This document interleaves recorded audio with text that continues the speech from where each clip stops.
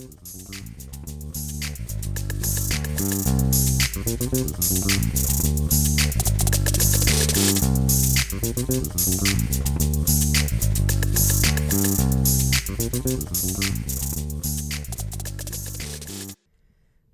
and welcome to Green and Gold Radio. I'm your host, William Plavin Masters.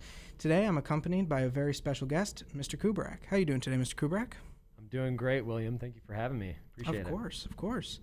So today's episode is all about Easter and the celebrations. But before we get into that, I want to say a quick word. Emerson Gray, who has been doing morning prayer in the school for, 3 years?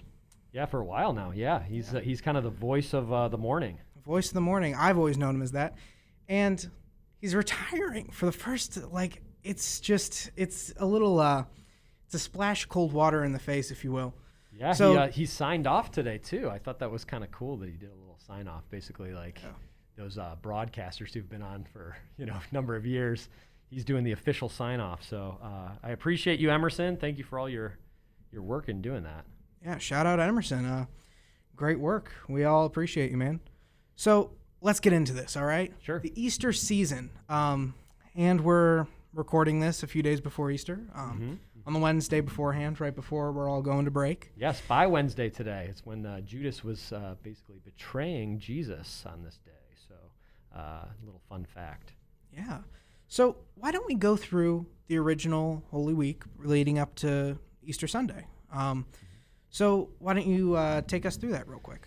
Yeah, so Jesus as a figure, right? People are claiming, is he the Son of God? Is he a great prophet?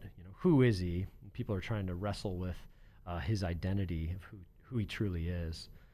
And we get to this climactic moment of Holy Week where Jesus is riding into Jerusalem, and for those of you who know any Jewish traditions, everybody comes and they gather into Jerusalem for Passover, and Passover being the remembrance of the Egyptians being freed from the Israelites being freed from the Egyptians, and that the angel of death passes over, but because of the Israelites having the blood of the lamb, the unblemished lamb on their doorposts, their children, their firstborn child, is spared, whereas the Egyptians see this mass killing of their sons in Egypt. So then they basically are like, hey, all right, we don't want you here. Your gods are doing all this stuff.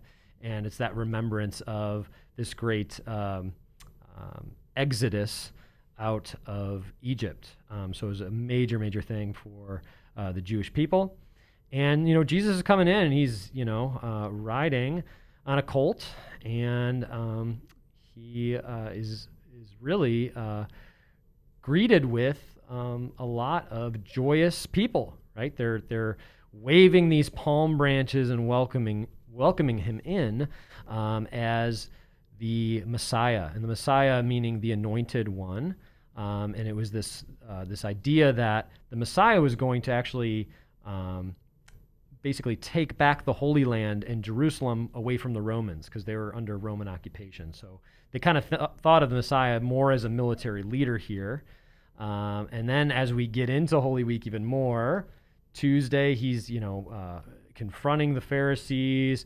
He's getting into trouble. He's overturning the tables of the temple and basically saying this is a den of thieves, meaning he's kind of overcharged. These people are overcharging them for these sacrificial animals, and obviously the temple is supposed to be a place of worship, sacrifice as well. But he didn't agree with how they were using the space, so he's ruffling some feathers here. With the Pharisees and the Sadducees, who have control over the temple here. So, he's causing a commotion, and then ruffling some feathers, and then we get to Wednesday, which I said is Spy Wednesday, when basically Judas goes to Caiaphas and some of the elders of the Jewish people, and ultimately, we get into Holy Thursday and the Last Supper, where Jesus institutes the Eucharist, his body, blood, soul, and divinity, as the new covenant for us. So again, when we talk about Old Covenant and New Covenant of the, or I should say Old Testament and New Testament of the Bible, we're talking about an Old Covenant, Testament meaning covenant, and a New Covenant, the New Testament being the New Covenant. So obviously, very exciting stuff. Obviously, I'm excited. Of course.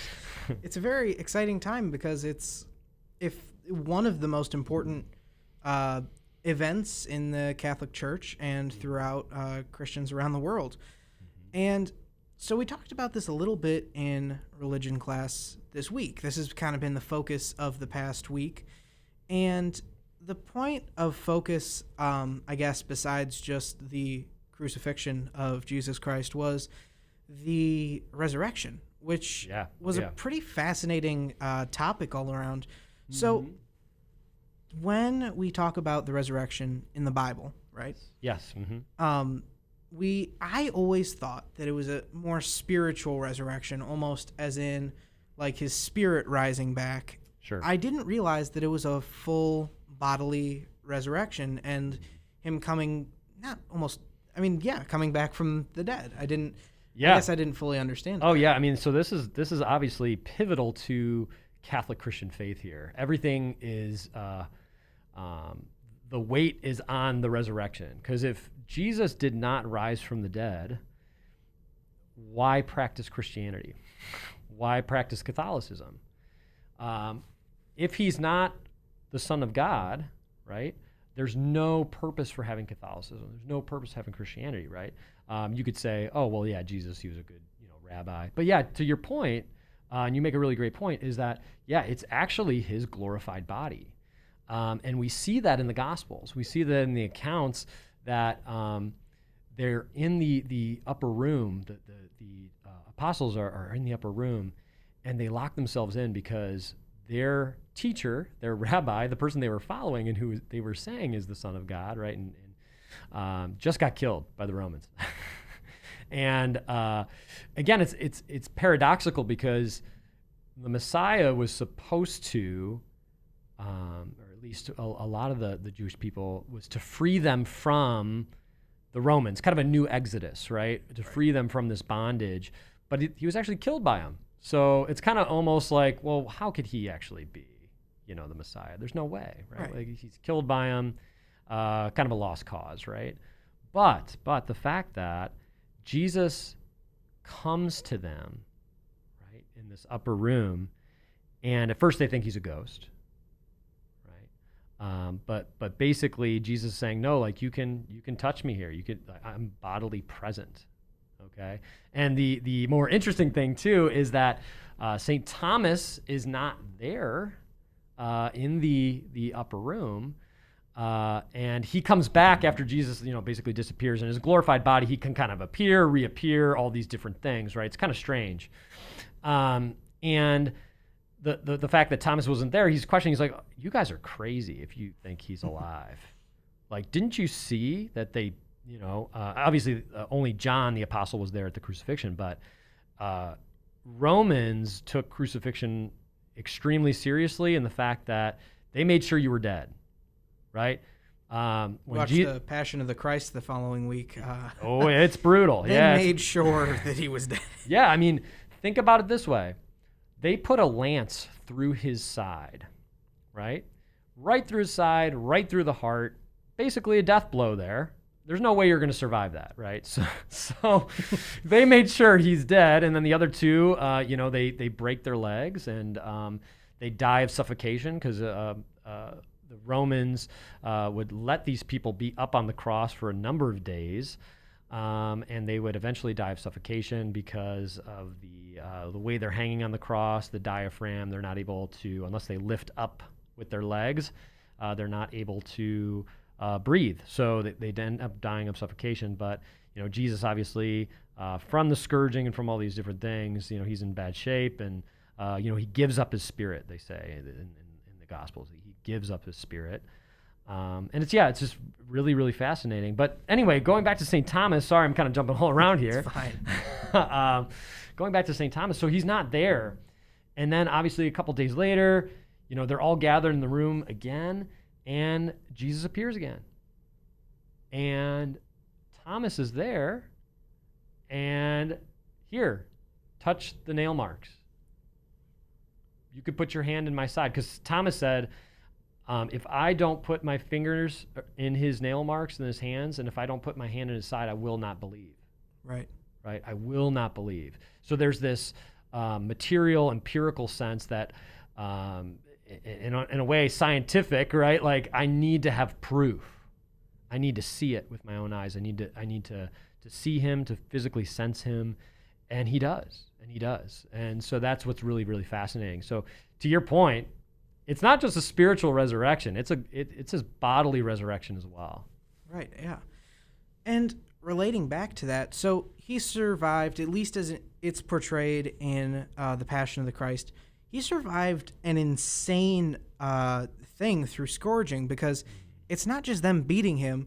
They have these tools of absolute menace, which like grab flesh and tear it away and break bones. It's pierce. Yeah, so hard to look at. Yeah, very. I put my head down clearly. So, and then after all of that, he dies on the cross to a lance, which seems he was already dead, and then to make just sure, double checking to make sure. Well, yeah, so they're very serious, right? So he was dead, right? But to double check, they just pierce him in the side, right? Right, turn him into a Jesus kebab just to make sure. Yeah. I mean, it's brutal. It's brutal. But he survived a scourging, which would seem like that would kill him initially. So would you say it's almost a choice of his to die on the cross? Because a lot of people, at least historically speaking, died of scourging before they ever got to the cross. It was actually almost a rarity to be intensely scourged and then make it to your own crucifixion. Right. Yeah, so obviously Jesus knows that this is coming. Even before he gets to Jerusalem, he knows that he's going to be rejected by the chief priests and the elders, right? And they're going to reject him, and then they're going to crucify him. And in the Old Testament, we get these prophecies of the suffering servant, right? In Isaiah, book of Isaiah, and other places where we see that there's going to be a servant of God, the Messiah, who's going to come and basically rescue his people, right? And in this sense, the Jews were thinking of it as rescue in a worldly sense, like, oh, okay, the Romans are going to go away, we're going to be free of them, and then this Messiah is going to reign over all of us. But no, he's talking about a heavenly kingdom here, right? And that's kind of getting to that Passover mystery, right? Paschal mystery comes from Passover mystery. And it's this sense that God is saving us. Jesus is saving us from the angel of death. That's why we call Jesus the Lamb of God, right? Because he is, and for those of you who are familiar with the Jewish people and what they were sacrificing, it had to be an unblemished lamb. So it had to be an absolute perfect, unblemished male lamb. So no broken bones, no nothing, but it had to be a male lamb, and to be offered as a perfect sacrifice, right? So that's why they refer to Jesus as the Lamb of God, because then they take the lamb's blood and they put it on the doorposts, and then what happens? Because the blood was spilt, right? The angel of death passes over and doesn't kill anyone, right? Right. So we see that Jesus' crucifixion is sacrificial in that it saves us from our sins, our guilt. And as human beings, as you know, as I know, I'm not a perfect person. I'm sure you're not a perfect person. Not even close, no. I'm not even close either. So, I mean, so we're in the same boat, right? We're in the same boat in humanity. We're broken people. We're not perfect. But that's not a free pass to just do whatever you want. We're all called to holiness. We're all called to love God in return. So yeah, it's really interesting, and obviously he knew it was coming. So I know that was kind of a long answer, but yes, he went through with it because it was the Father's will, right? God the Father in the Garden of Gethsemane, he asks the Father to take the cup away from him. And the cup is really the passion. And, at the Last Supper, in these Seder meals, you would have 4 cups of blessing. So he did, 3 other cups, and we get it in a little bit more in detail with Luke, because Luke is the longest gospel. But he doesn't drink of the 4th cup, which is interesting. Why doesn't he drink of it at the Last Supper? Because he says, well, I'm not going to drink this cup until I come into my kingdom. And then we see on the cross, right, the sponge, one of the Roman soldiers, he's like, I thirst on the cross, right? Jesus is like, I thirst. And he raises up this sponge, and then Jesus, takes a little bit of a drink, and then basically he says, like, it is finished. It's done, right? I this was my mission. I did what I was called to do. And obviously, the resurrection is huge. Easter, the Feast of Easter is huge, but I won't go. I mean, I've talked too much already, so No, I'll let you talk. It's fine.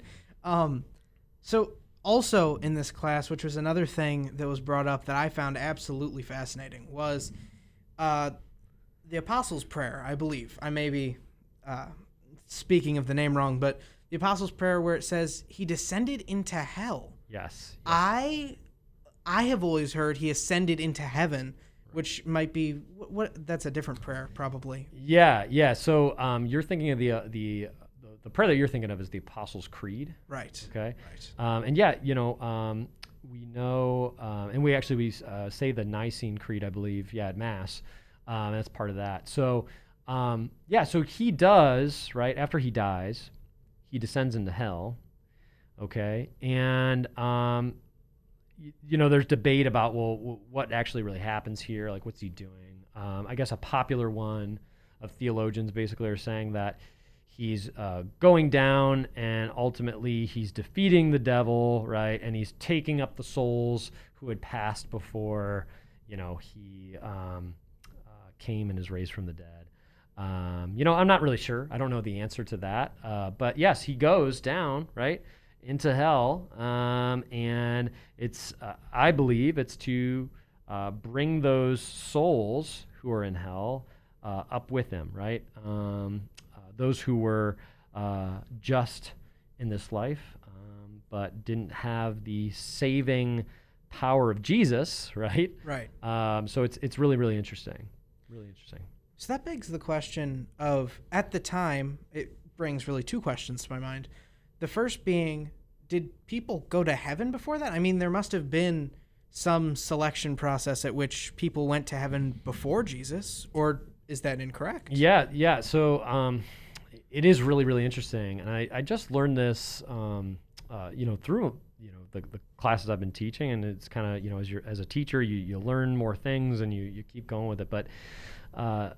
The Jewish people, some believed in some sort of an afterlife, but a lot of them just basically thought that after you die, you just return to dust, and that's it. There's no resurrection, there's no concept of resurrection, and it's interesting because to your point, I don't know exactly because I wasn't there, so to be humble in knowing that I don't know that answer.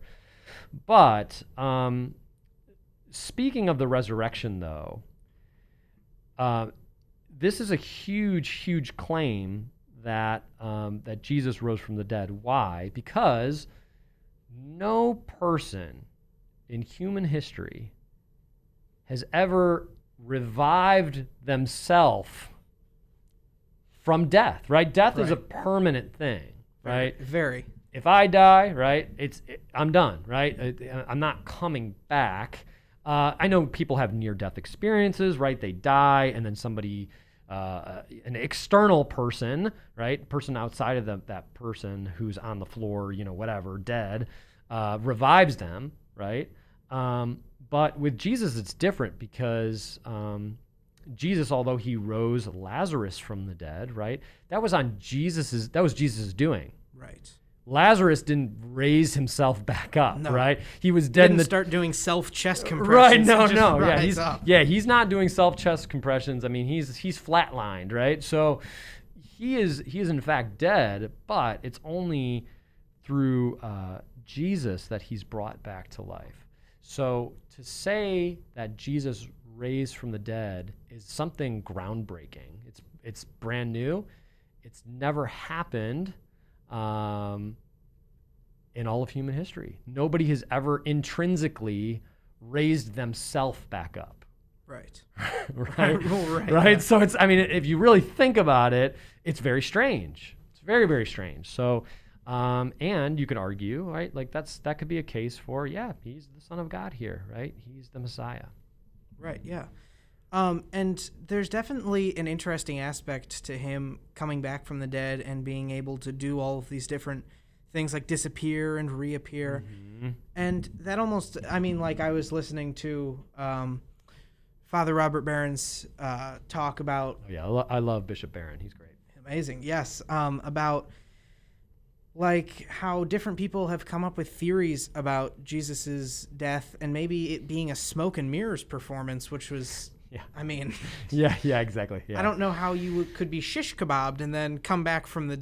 Correct. Like, I don't know how you fake that. Really. Yeah, and to kind of go into some of the, this is really interesting, and I hope when you watch that video, I'm sure it was interesting for you and for me as well. But yeah, so the claim is a couple claims, right? One of the claims is the disciples, the apostles stole the body. Right? They stole the body away. Okay. And then they're all just running out in the streets and saying, oh, our rabbi, our Messiah, he's been raised from the dead, right? Right. So they could just be lying like crazy, right?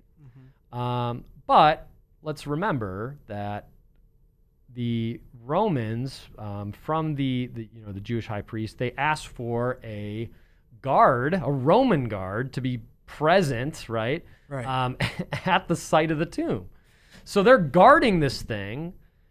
He's dead in the tomb, but they're guarding it, and I'm sure they got, their shields and spears and swords and all this stuff. Right. Do you think a couple fishermen are actually going to go and try to steal the body, right? Like, how ridiculous does that sound? It sounds pretty crazy, unless they knew martial arts that we don't know about. Yeah, like kung fu, something like that. I don't know, but that's kind of a ridiculous claim. And then also the fact that the Romans, and we see this account in the gospel, I forget which gospel it is, but we see that the Romans see this, bright light, and they're fearful, right? And then they go back to the chief priests and Pontius Pilate. Probably, obviously he was there at the time. He probably heard of this from them. That basically there was this angel or spirit, right? And we didn't know what to do. We were afraid. We ran away, right? And the elders pay them to not say anything, right? Why would they do that? Well, because, right, if you're a Jew, right, and you put the Messiah to death, that doesn't look very good, right? No, that's bad on your resume. Yeah, it doesn't look really good, right? So resume right under administrative work, you just put the Messiah, the one that saves us all, to death. Yeah, I mean, it's not a good thing, right? And of course, anybody doesn't want to be wrong, right? They don't want to be wrong, especially if they've convicted an innocent man, right? So they're paying them not to tell anybody because they don't want the gospel, the good news, to be spread even more that this guy actually did raise from the dead, right? So it's really, really interesting in that fact. And then the other theory is, oh, well, crucifixion's brutal and everything, but, he was, he was drugged and, he actually didn't die. And they just took him down and, they laid him in the tomb. And then after, a day or two, he's up running around and, so, that's obviously a ridiculous claim too, because he would have been, as Bishop Barron said, extremely wounded. Oh yeah. Right? Extremely wounded, even if he did survive. But remember, it would be ridiculous to think that he survived because a lance is shoved through his side. The only credence that could possibly be given to that claim would be if he wasn't impaled, because that would be a death blow right there. It would be. I mean, I don't think anybody would survive from that. And obviously, after all this other stuff that he's experienced, I mean, it's brutal. It's absolutely brutal. So it also begs the question for us, we got to be reflective on our sinfulness, right? And God's love for us in this new covenant that he has for us in Jesus. Right, yeah. I mean, there was also, there was one more thing that I found really, really interesting, but it's not canonical in the Bible. It was this claim that Jesus, either through Joseph or Mary, had a brother or a half-brother. And this is non-canonical, but they say that, I mean, you know how siblings look really similar. They say that it's possible that he had a half-brother at some point, and that half-brother posed as Jesus. I didn't give it that much thought, but I just found it a fascinating theory. Yeah, and my understanding, and I've done a little research on that with some theologians like Brant Petrie and some others who really debunk this claim that Mary had other children because, well, number one, why do we think Mary's a virgin? Well, back then, if you look in the book of Numbers, I believe it's chapter 13, it talks about how women back then, right, and men too, right, they could be celibate and married. So basically, the rule was if Mary told Joseph, I want to be celibate and not have any sexual relations with you throughout our marriage. If Joseph said nothing, then he would agree to that, right? It was because she's being celibate for the Lord, right? For the Lord, for her love for the Lord, right? But if Joseph would have said, no, that's not what I want. I want a family, right? Then she would have had to not take those vows, right, to do that, and they would have had, more children. Right. But we understand that Mary was actually a virgin, right? And it was practiced back then that you could be married and you could be celibate together. I know that sounds strange right now, right? But back then, right, 2,000 years ago, it's a little bit different, right? Right. So there's that fact, and then. The other part too is in the Gospels, right? It says, the brother of Jesus, or the sister of Jesus, or whatever. But when they're saying, brother, sister, or whatever, I believe it gets lost in translation that it's actually really they're talking about his cousins, right? So Kinda close relatives. Yes. Oh, close relatives. Like quite literally related, because I always thought of that as in how they use cousins in Hawaii, like using it as a term for people that he feels close to, not necessarily related to him. So yeah, but also he says, whoever is my I only know that my brothers or my mother, my family are those who do the will of God, right? He kind of gets into that right. with them.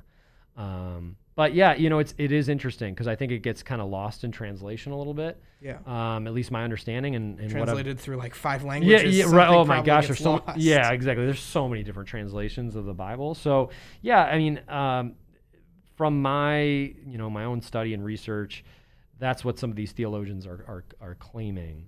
That what really they were meaning is close cousin here. Right, yeah, closely related person. So Mary has gone through this, but do you think it's possible at all for Joseph to have done something like that? I mean, I know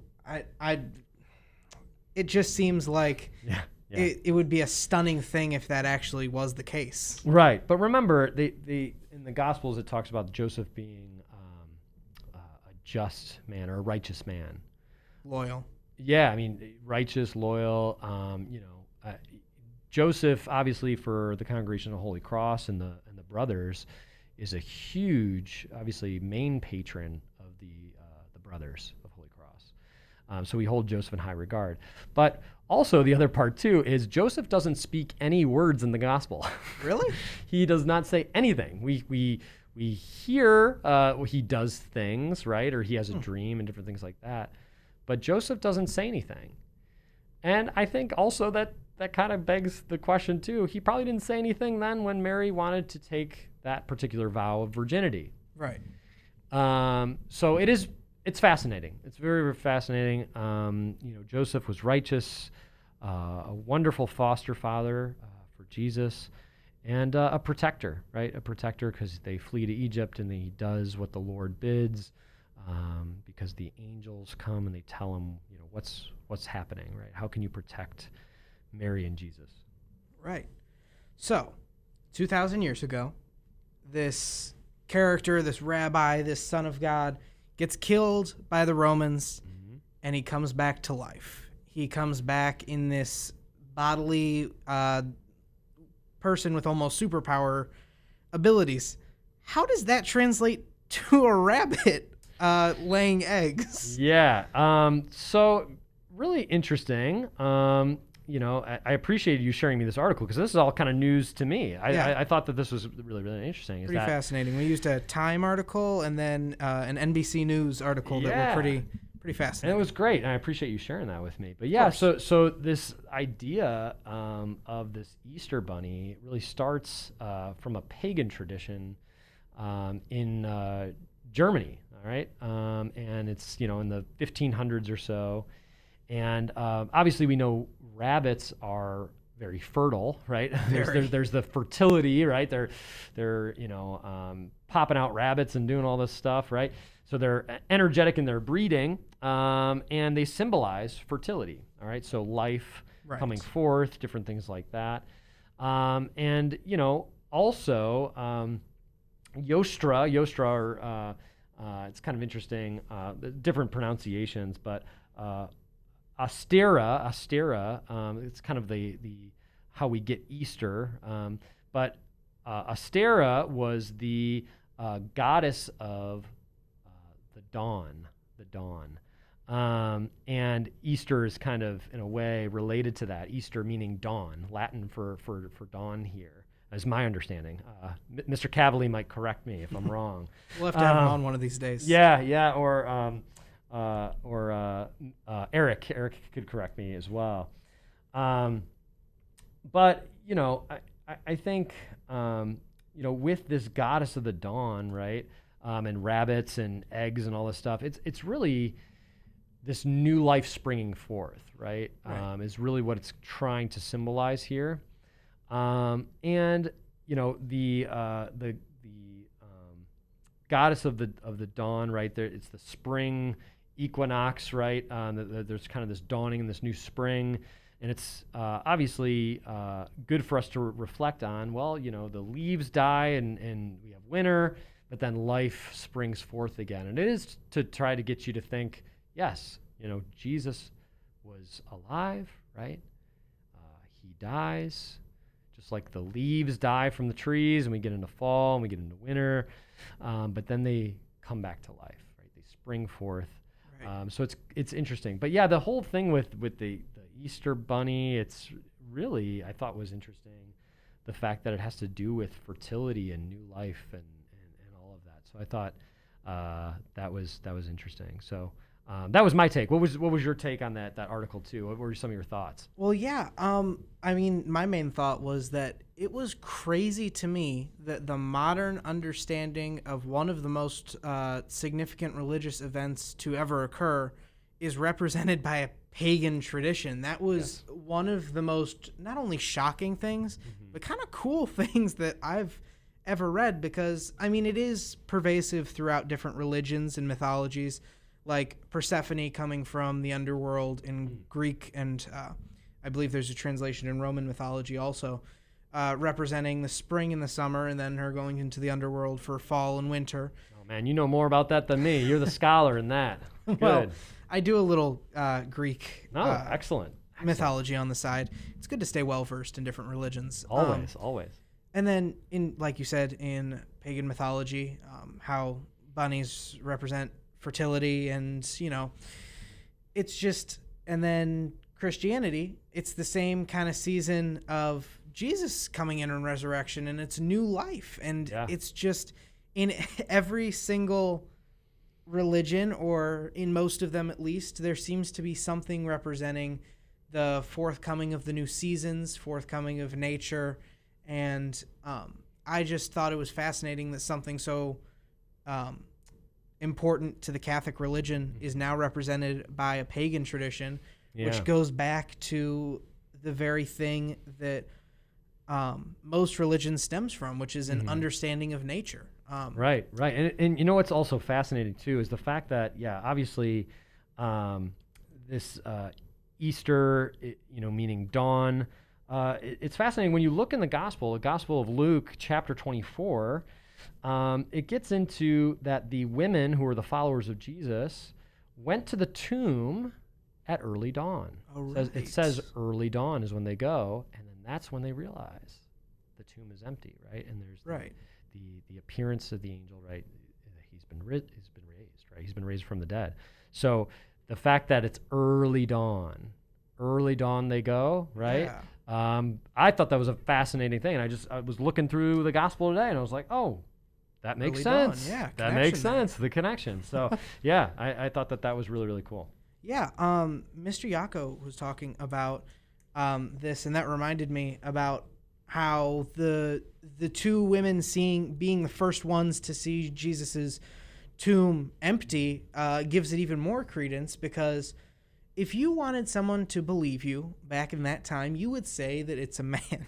Right. And because women weren't really believed or respected in this era, which has definitely changed over time. But it's just interesting that there were a lot of aspects of the week leading up to Jesus's death and resurrection, and then the actual events of his death and resurrection, that just give it more and more credence, like him not being the common conception of the Messiah, him being discovered by two women, and him actually being killed by the Romans. It all just gives it more, like, why would they lie about this? If they're lying about this, they are doing a terrible job of it. Right. Oh, yeah. I mean, I think, obviously it's awesome, right, that the women are the first ones to see it, that Jesus has been raised, and obviously our culture has changed, I think, for the better, right? We're all equal, right? Women should be respected, men should be respected, right? There should be this harmony and this love between the two. But I mean, to get into to that aspect, right? Like, why would they lie about that? Right.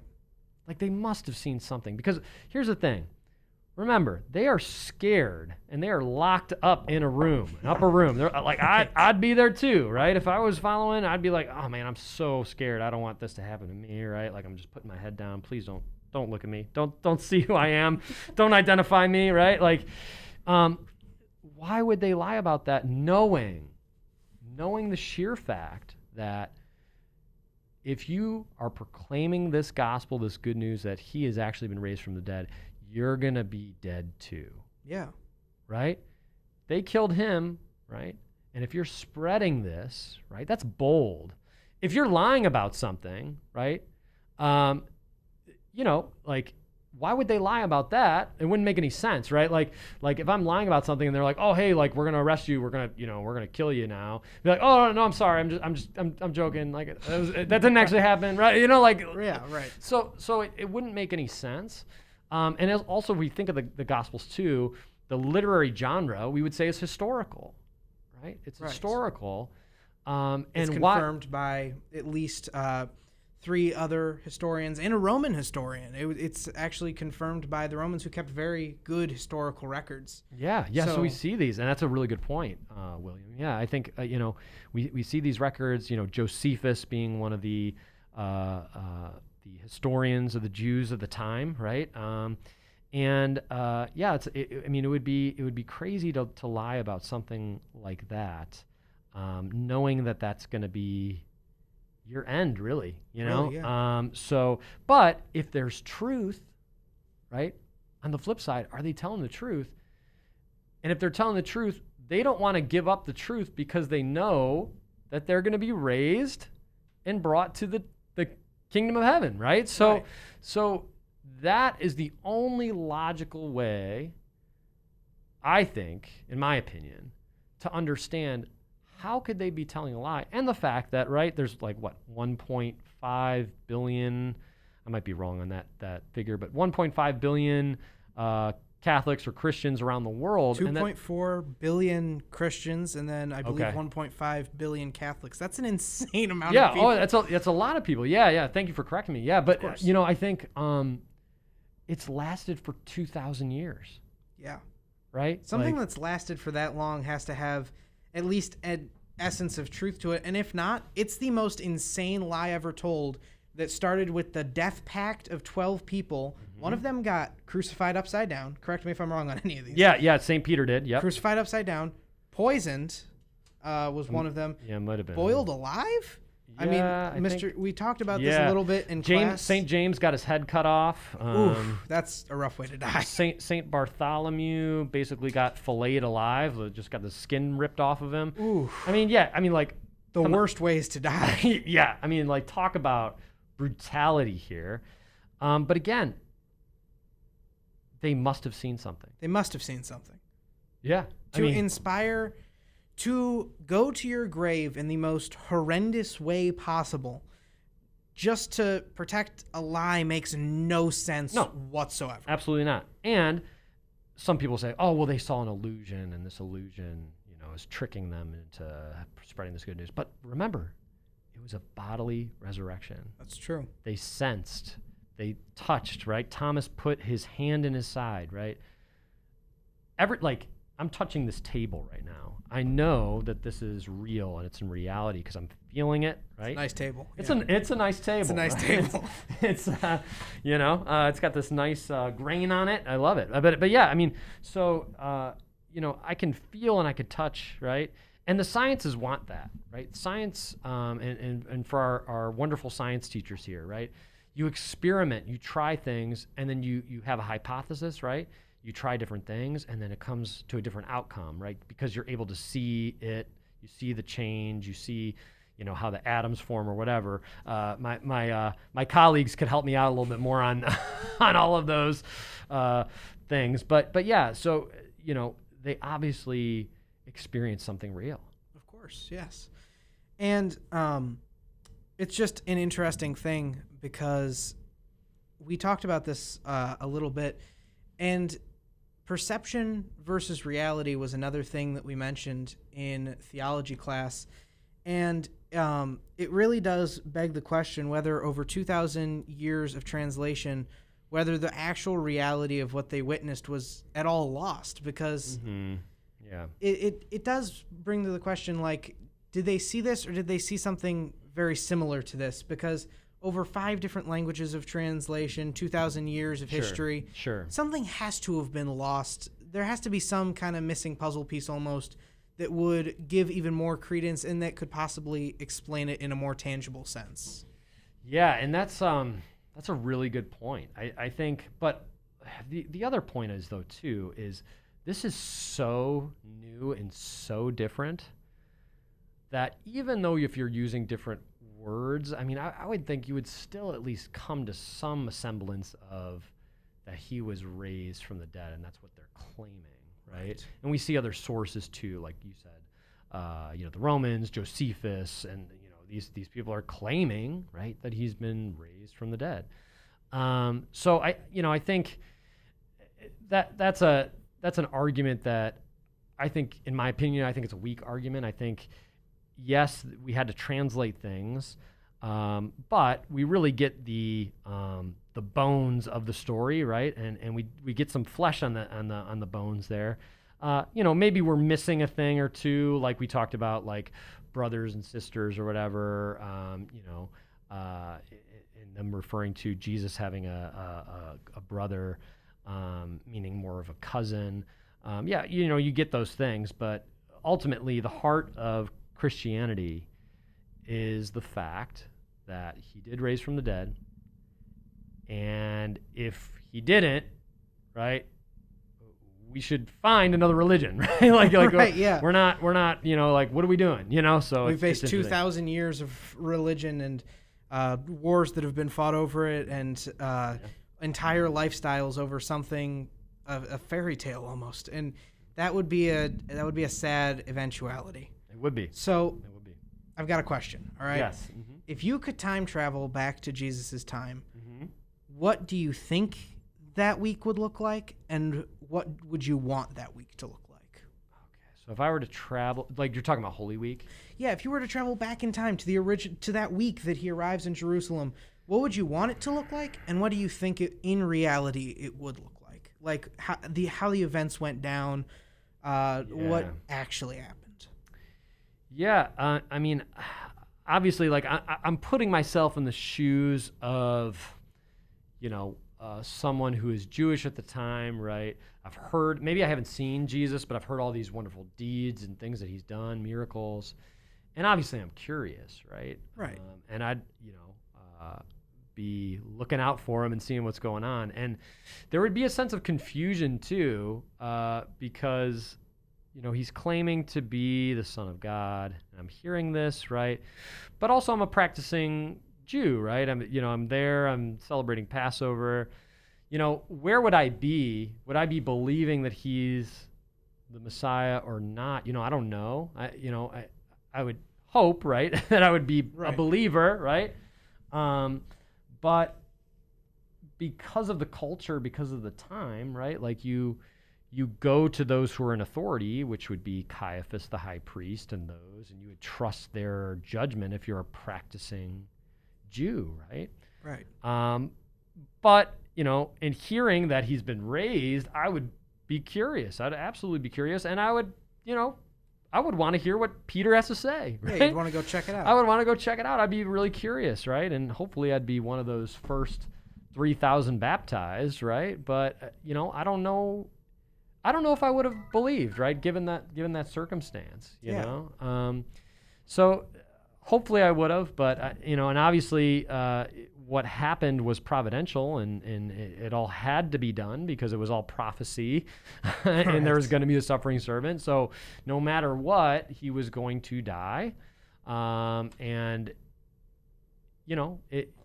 I would hope that I would have come to faith. Yeah. To kind of end it off is a question that I've really been existentially thinking over and kind of contemplating, and that we've gone over for the past week, and that is, we in the Bible have talked about a second coming of Jesus. Mm-hmm. If he were to come today, would we believe him, or would we just shrug him off and not necessarily crucify him on a cross? Like, that's a little drastic, but like kind of ignore him to today's standards.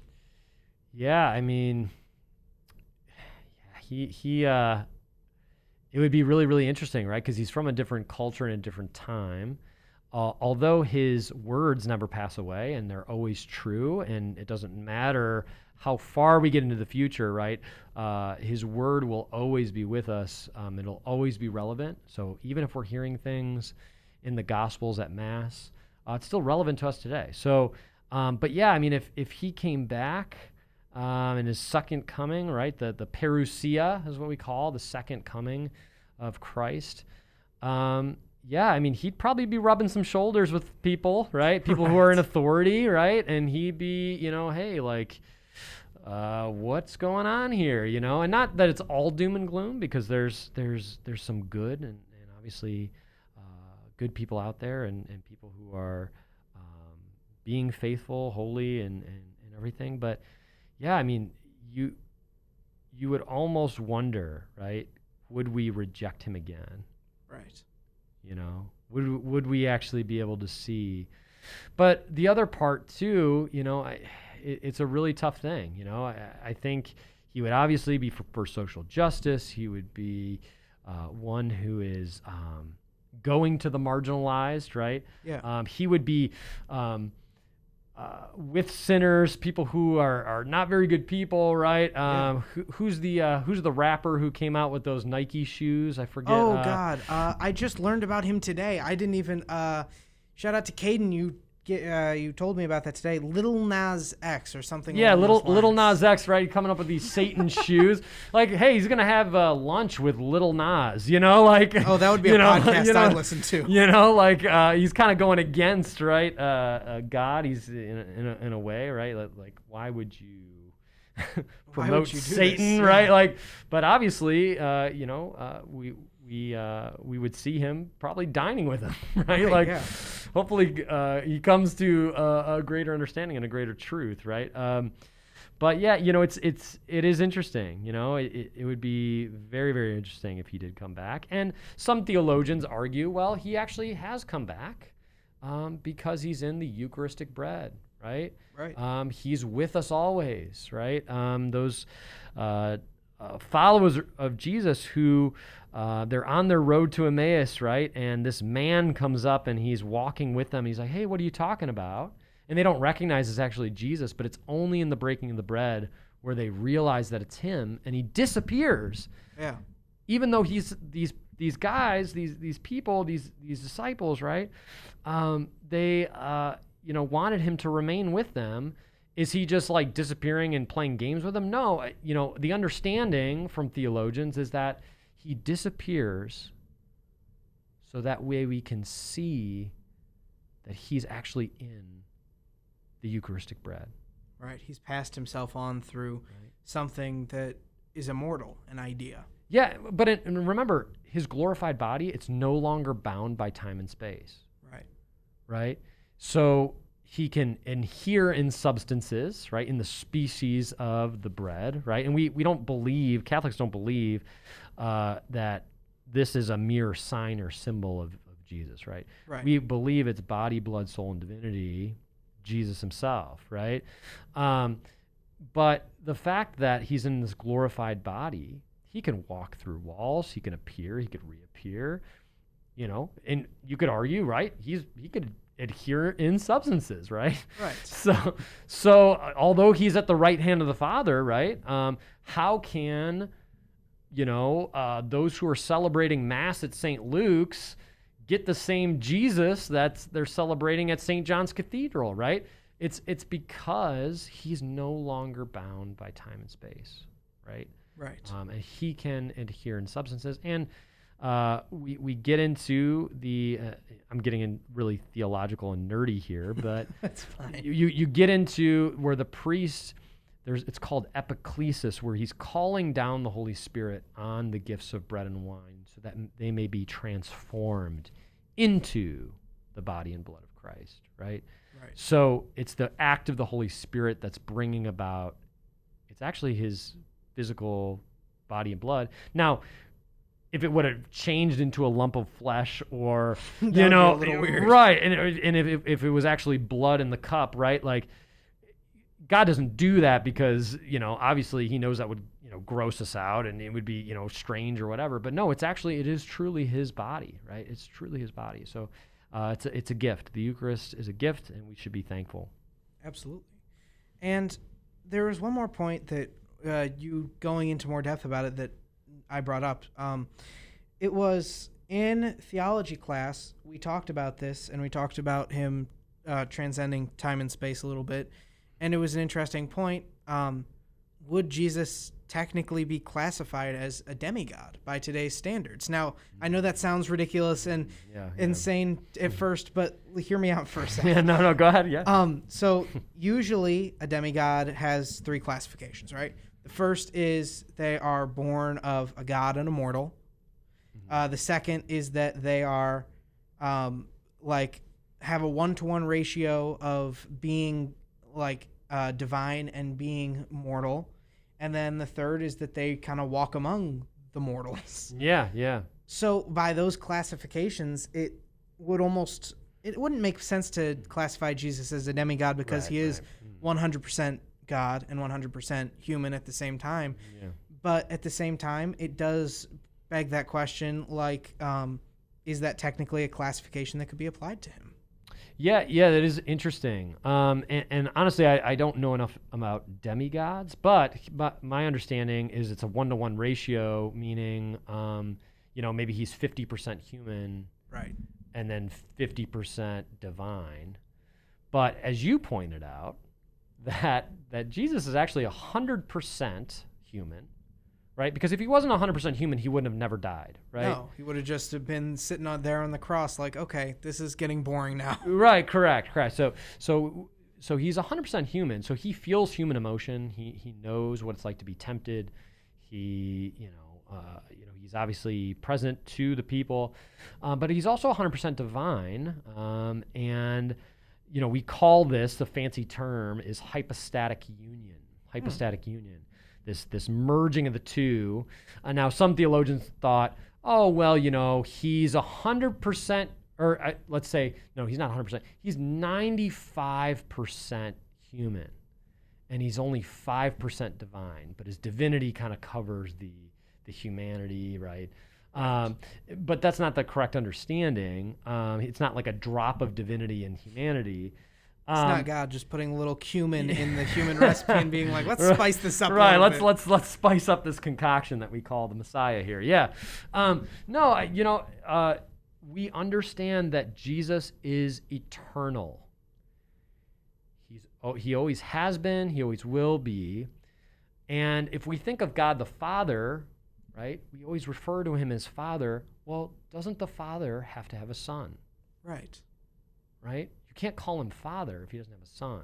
Right. So it's this eternalness to, yes, it's always been God the Father, and it's always been God the Son, right? And then we have the Holy Spirit. And my understanding, and I read this book by Father Damien Ference, it's called The Strangeness of Truth, and I presented this to you guys in class. Good. Yes. Yeah, it was really interesting, right? But they get into the Trinity, and it talks about basically how these three divine persons, we don't believe in three gods, we believe in one God, a triune God, but these three persons have this interchange of love. There's this dynamic of love between them. Right? And we say that they're consubstantial. So we say that Jesus is consubstantial with the Father, meaning he's of the same substance and essence, right? He's not a different thing. Right, yeah. Right? So it's really, really interesting that God truly is love because of this intermingling of relationship, right? Right. So God is self-sufficient in himself, right? He didn't need to create us. He didn't need to create anything, right?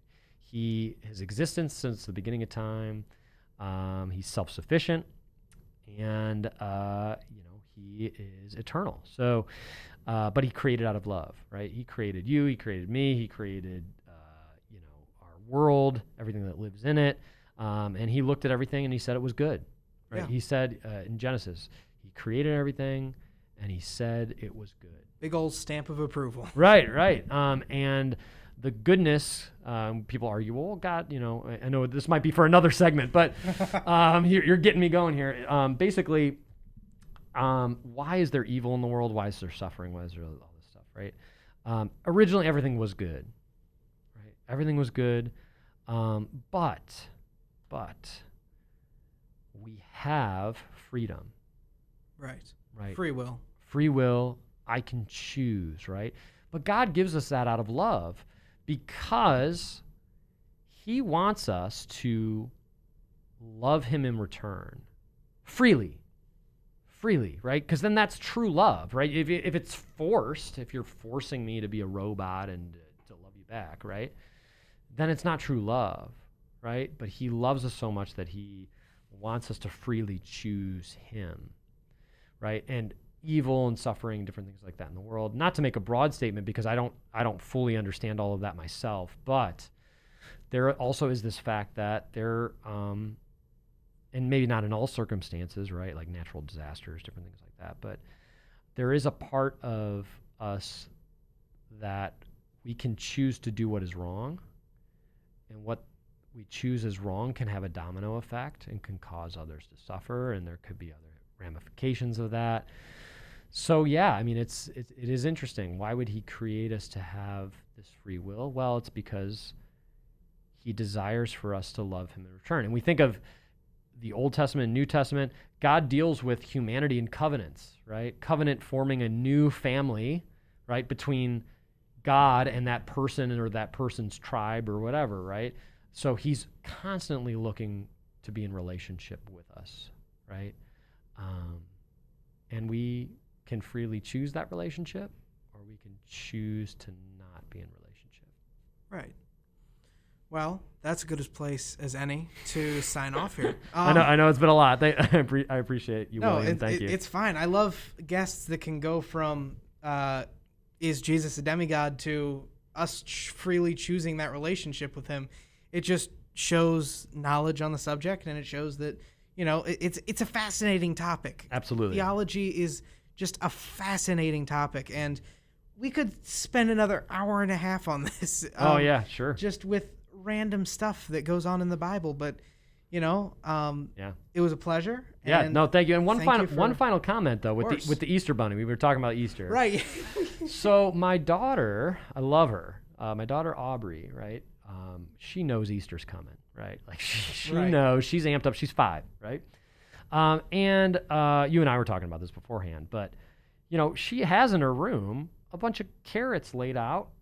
And I'm like, what's going on here? She's like, oh, well, these are for the Easter bunny, right? Like, okay, like that's cool, so she's excited. We're trying to teach her, obviously about Jesus and the resurrection. She's a beautiful soul. Of course. It's almost as if children are born pure and the world just, we just evolve out of that almost. Yeah. It's being in the world for too long, so to speak. Yeah, exactly. All right. Well, thank you for coming on. This has been a great episode.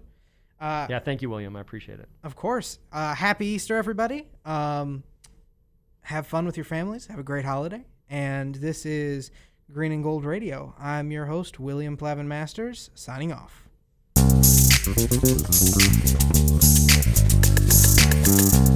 Thank you.